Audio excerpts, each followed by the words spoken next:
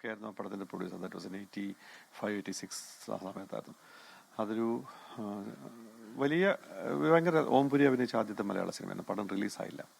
ആ സിനിമയുടെ സമയത്ത് അന്നത്തെ ആ സിനിമയിൽ ശ്രീനേട്ടൻ, രാജൻ പി ദേവ്, ജഗദീഷ്, ഓംപുരി തുടങ്ങിയ ഒരു വലിയ താരനിര, മുരളിച്ചേട്ടൻ അടക്കമുള്ള ഒരു വലിയ താരനിര അന്നത്തെ കാലത്ത് തുടക്കക്കാരായിട്ടുള്ള ആൾക്കാരുണ്ട്. ആ സിനിമയുടെ ഭാഗമായിട്ട് കുറേ ദിവസങ്ങളോട് എനിക്കുണ്ടായിട്ടുണ്ട്. അന്ന് ഞാൻ ശ്രീനേട്ടനെ പരിചയപ്പെടും. ശ്രീനേട്ടൻ തുടങ്ങുന്നത് ഭയങ്കര ഓടിപ്പിടിച്ച് ഒരുപാട് സിനിമകൾ ചെയ്യുന്ന ഒരു ശ്രീനിവാസനാണ് ഞാൻ അന്ന് കണ്ടിട്ടുള്ളത്.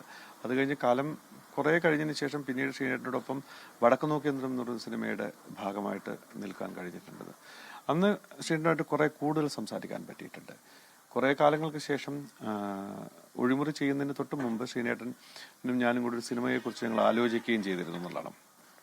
ആ സിനിമ സന്ദർഭവശാൽ നടന്നില്ല. പക്ഷേ ഞങ്ങൾ ആലോചിച്ച സിനിമ നടന്നില്ല. പക്ഷെ അതിനൊരു കാരണമാകുന്നത്, ഒഴിമുറി ചെയ്യാനുള്ള കാരണമാകുന്നത് ശ്രീനിവാസൻ എന്ന് പറയുന്ന വളരെ കൃത്യമായിട്ട് കാര്യങ്ങൾ എന്താണെന്ന് പറഞ്ഞാൽ മനസ്സിലാകുന്ന ഒരു റൈറ്റർ ആണ് എനിക്ക് തോന്നുന്നത്. കാരണം ശ്രീനേട്ടനാണ് എന്നോട് ജയമോഹൻ്റെ ഇങ്ങനൊരു കഥയുണ്ട് എന്ന് എന്നോട് പറയുന്നത്. ഞാൻ വായിച്ച കഥയായിരുന്നു, എന്നിട്ട് പോലും അന്ന് എനിക്ക് ഓർത്തില്ല. പക്ഷെ അതിനകത്തൊരു കഥയുണ്ട് എന്ന് ആലോചിച്ച ശ്രീനിവാസൻ പിന്നീട് അതിൻ്റെ തിരക്കഥ എഴുതിയപ്പോൾ ശ്രീനേട്ടൻ അതിനകത്ത് അഭിനയിക്കാമെന്നൊക്കെ ആലോചിച്ചിരുന്നു. പക്ഷെ തിരക്കഥ എഴുതി വന്നു കഴിഞ്ഞപ്പോൾ അത് മാറി ലാലിലേക്ക് മാറുകയും ചെയ്തത്. കാരണം അതിനൊരു കാരണം ഉണ്ടെന്ന് ശ്രീനേട്ടൻ പറഞ്ഞു, എനിക്ക് ഒരിക്കലും ഇത് പറ്റുന്നൊരു സ്വഭാവമുള്ളൊരു കഥയല്ല എന്ന് പറഞ്ഞു. പക്ഷെ അതിനകത്ത് വേറൊരു രീതി, കാരണം രണ്ട് തരത്തിലാണ് ഞാൻ എപ്പോഴും പറയുന്നത്.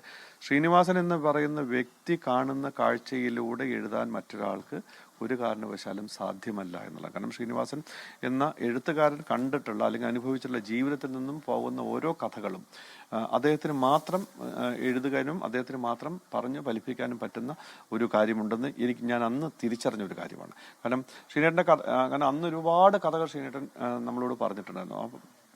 ആ കഥകളൊന്നും തന്നെ പിന്നീട് കാലത്ത് കഥ പറയുമ്പോൾ ഒരു എക്സ്റ്റൻഷൻ പോലത്തെ ഒരു കഥ ഞങ്ങൾ ആലോചിച്ചിരുന്നു. അത് പിന്നീട് വേറൊരു രീതിയിൽ സരോജ് കുമാർ എന്നുള്ള രീതിയിലേക്കുള്ള സിനിമമായി മാറുന്നുണ്ട്.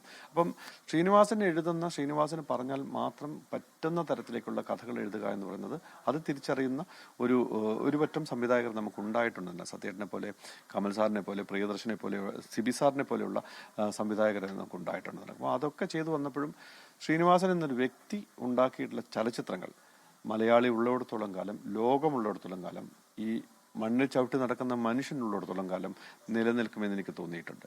കാരണം എന്താണെന്ന് വെച്ച് കഴിഞ്ഞാൽ 80കളുടെ തുടക്കത്തിൽ എഴുതിയിട്ടുള്ള പല സിനിമകളുടെയും ഡയലോഗുകൾ ഇന്ന് പുതിയ ജെൻസി പിള്ളേരുടെ ട്രോളുകൾ ഉണ്ടാക്കാൻ ഉപയോഗിക്കുന്ന വാചകങ്ങളാണ്. അതിനകത്തുള്ള സീനുകൾ എടുത്തുകൊണ്ടാണ് അവർ പുതിയ തരത്തിൽ ട്രോളുകൾ ഉണ്ടാക്കുന്നത്. അപ്പം അന്നത്തെ ഒരു ജനറേഷനും ഇന്നത്തെ ഒരു ജനറേഷനും ഇനി വരാനിരിക്കുന്ന ജനറേഷനും ഇത് കൃത്യമായിട്ട് മനസ്സിലാവും എന്നുള്ളത് തന്നെയാണ് ശ്രീനിവാസൻ എന്ന വ്യക്തി എഴുതിയിട്ടുള്ള ചലച്ചിത്രങ്ങൾ കൊണ്ട് നമുക്ക് കാണിച്ചു തരുന്നത്. കാരണം ഒറ്റ കാര്യമുള്ളൂ, ഞാനത് വരവേൽപ്പ് പോലെയൊക്കെയുള്ള ചില സിനിമകൾ ചെയ്തപ്പോഴൊക്കെ ശ്രീയുടെ കൂടെ ഈ അഭിനയിക്കാൻ കൂടെ ഇരുന്നപ്പോഴും ഗുരുവിൽ ഞങ്ങൾ ഒരുമിച്ച് കുറേ ദിവസം ഒരുമിച്ചുണ്ടായതാണ്. അപ്പം മോഹൻലാലും ഒക്കെ ആയിട്ട് ഇരുന്ന് സംസാരിക്കാൻ പറ്റിയ സമയങ്ങളിലൊക്കെ നമുക്ക് തോന്നിയിട്ടുള്ള കാര്യം, ശ്രീനിവാസൻ കാണുന്ന കാഴ്ച മറ്റൊരാൾക്ക് കാണാൻ പറ്റാത്ത ഒരു കാഴ്ചയാണ് എന്നുള്ളത്. കാരണം അദ്ദേഹം പറയുന്ന വാചകം, കാരണം ചെറിയൊരു വസ്തുവിനെ കണ്ടാൽ പോലും പുള്ളിയുടേതായ ഒരു കാഴ്ചയുണ്ടെന്നുള്ളതാണ്.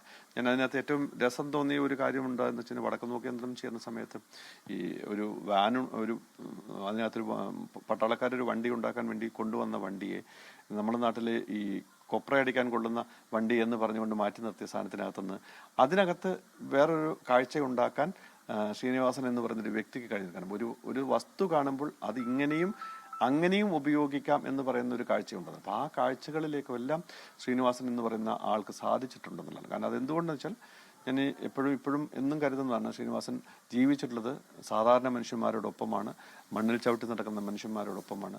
അവരുടെ കഥകൾ പറയാനും അത് എഴുതാനും അത് സിനിമയാക്കി മാറ്റാനും ശ്രീനിവാസനെ പോലെ ഒരു വ്യക്തിക്ക് മാത്രം കഴിയുന്നൊരു കാഴ്ചയാണ്. അത് ഒരു സാധാരണ ഇപ്പോൾ പറയുക എല്ലാ എഴുത്തുകാർക്കും എല്ലാ കാര്യങ്ങളും ചെയ്യാൻ പറ്റുമെന്ന് എനിക്ക് തോന്നുന്നില്ല. പക്ഷെ ഓരോ എഴുത്തുകാരനും നിന്നും വേറിട്ട് നിൽക്കുന്നത്, അയാളുടെ മൗലികമായിട്ട് അയാൾ മാറി നിൽക്കുന്നത് അയാൾ കാണുന്ന കാഴ്ചകൾ തന്നെയാണ്, അയാളുടെ നടനും സംവിധായകനും മധുബൽ സംസാരിക്കുന്നു. ലോകത്തെവിടെയായാലും ഏത് സമയത്തും 24 വാർത്തകളും ഓഗ്മെന്റഡ് റിയാലിറ്റി പാക്കേജുകളും എക്സ്പ്ലെയിനറുകളും വിശദമായി കാണാൻ ഞങ്ങളുടെ യൂട്യൂബ് ചാനൽ നിങ്ങൾക്ക് സബ്സ്ക്രൈബ് ചെയ്യാം.